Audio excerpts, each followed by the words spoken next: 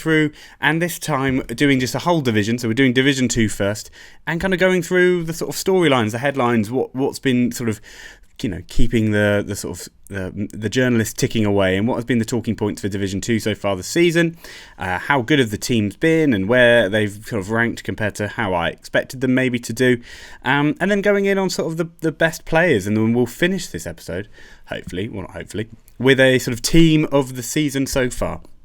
And just kind of, going through the kind of highlight, the key players, the players who, deserve a little bit of love for their first half of the season. And, the teams who deserve a little love, and maybe a little bit of the other way, of the teams that have done particularly badly. We won't linger on players who haven't done particularly badly, because that's just, it's not really a nice way to be, linger on the bad stuff. So anyway, sort of kicking it off, you might be wondering where the England cap is on. We do a cap every episode for those previews.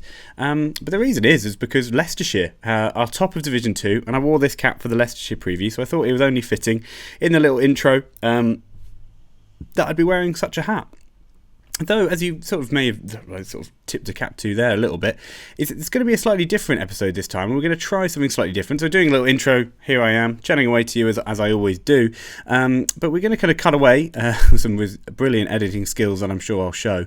And we'll do a little bit of screen recording. I'm going to go around sort of almost showing the processes of how I found the information that I use for these episodes, but I guess it's more the case of you can sort of visualize these teams and how they've been doing and where they stack up on games. We can go and click on some scoreboards and all that kind of thing. So using the wonderful place that is ESPN Cricket Info, and which also has plenty of articles about cricket and the county championship and all that good stuff. And then, as I say, we'll get to a little team of the season that I've made up on a little note page, and we'll chat through that at the end. So, but hopefully that will sort of take us through for normal